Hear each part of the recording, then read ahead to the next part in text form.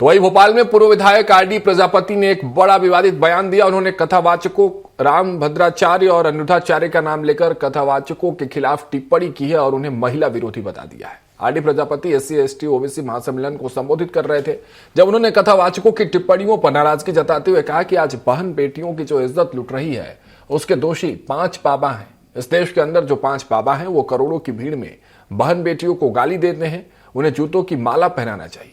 दरअसल कुछ समय पहले कथावाचक राम भद्राचार्य ने वाइफ का फुल फॉर्म बताते हुए कहा था कि वंडरफुल इंस्ट्रूमेंटल फॉर जॉय, और इसी बयान के खिलाफ टिप्पणी करते हुए पूर्व विधायक आरडी प्रजापति ने बेहद विवादित भाषा का इस्तेमाल किया।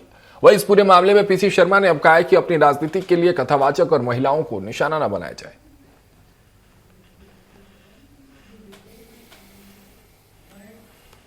तो फिराट हो गई है, कोई भी 100 बार रजिस्ट्री कराओ, 1000 बार रजिस्ट्री कराओ, बहन बेटियों के स्तन से पृथ्वी हिलने लगी है, रुद्राचार कहते हैं।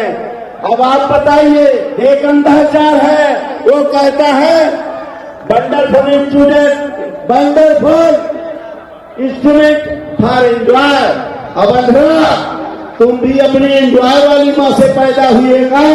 कितने लोगों ने एंजॉय किया है, कभी तुम्हारी आंखी खराब हो गई अंधरा।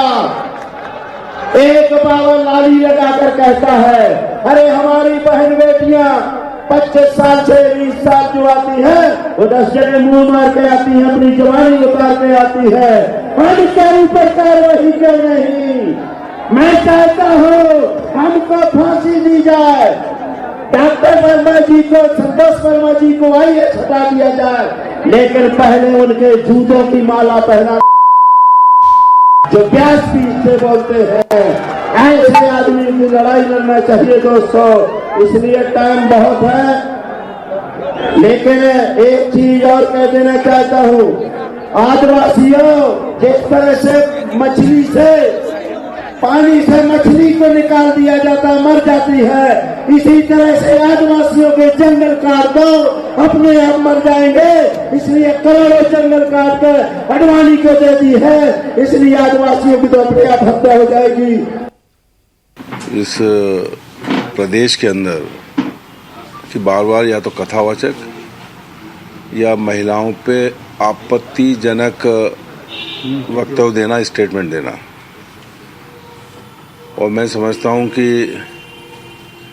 महिलाओं के बारे में जो बार बार लोग टिप्पणी कर रहे हैं, उनसे मेरा एक ही कहना है, भारत वो है जिसमें महिला को देवी स्वरूप माना गया है, माँ दुर्गा, माँ सरस्वती।